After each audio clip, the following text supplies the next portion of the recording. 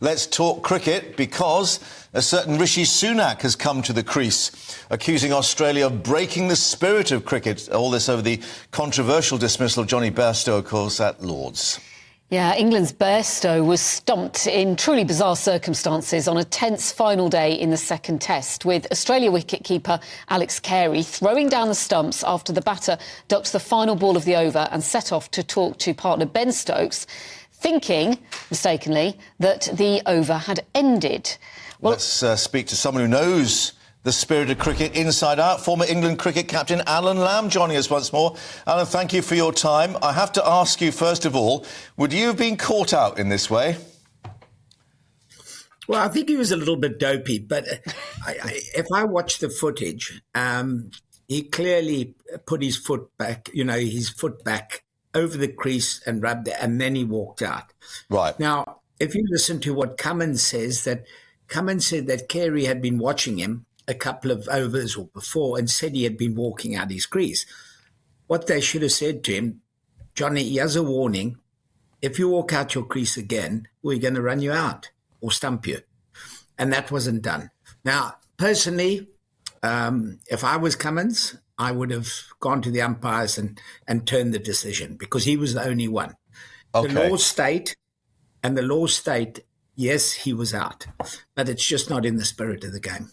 So this is the difference between the rule book, the rules, and the rules of the game, and the spirit of the game, which is something now that Rishi Sunak has addressed.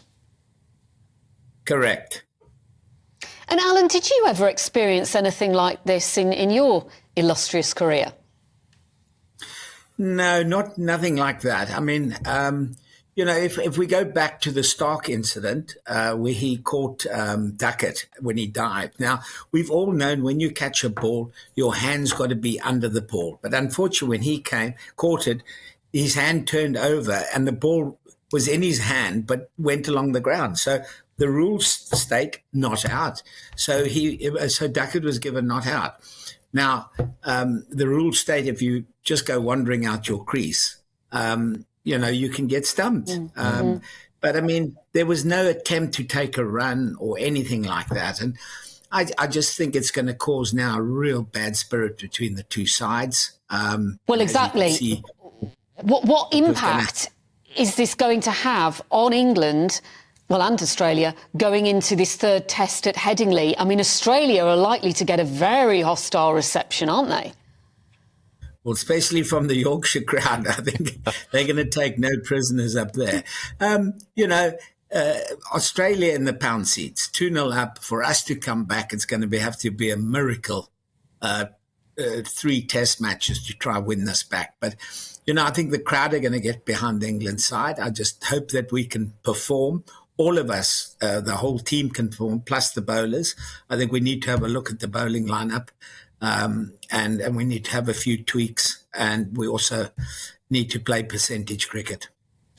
Just looking at the game, though, in a wider context, when we saw this occasion in the long room where the Australian players were harangued, I think is one of the phrases used by members of the MCC who've now been sort of suspended as such, and now we've got the Prime Minister getting directly involved. Is that good for the game? Well, I think the MCC members, that wasn't called for. I think they should have literally said nothing to the players. But you don't get involved in that. Well, for the Prime Minister, very interesting. I mean, he was at the game and he probably enjoys his cricket. But, for him to say it's going to really cause another big stir. But I just want to go back to one point that everyone's brought up here about the stumping of Bairstow. Last year, de Groma, the New Zealander, was given out, not a similar fashion, but he hit it and it went to gully and he thought he could get a run. And he started running and the non-striker sent him back and Pope threw the wickets down, which is a perfect good decision. Yeah. It wasn't stumped, it was run out. Jonny Bairstow was stumped. Yeah. Because he was thrown directly at the wicket. Yes, but he wasn't trying to take a run. Right. You know, it was a different matter with De Groma. He set off for a run, and his opposite number said go back. And as he turned, Pope ran him out. Do you think there might be, as a result of this, further clarification in the rule book, or umpires might be given some kind of guidance on this? Yeah, I think it'll come down to the captain, really, because it's in the rules of the book that you shouldn't go wandering out your crease.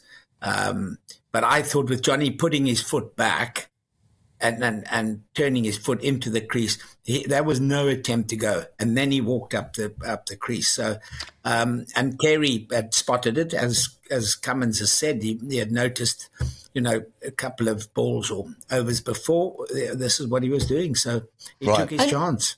And Alan, how do you think Ben Stokes handled it? Because, that's a stupid question, because actually he handled it brilliantly, didn't he? It really riled him up. He got 155 runs, although the Australian media, the Australian newspapers, seem to be really getting stuck into him.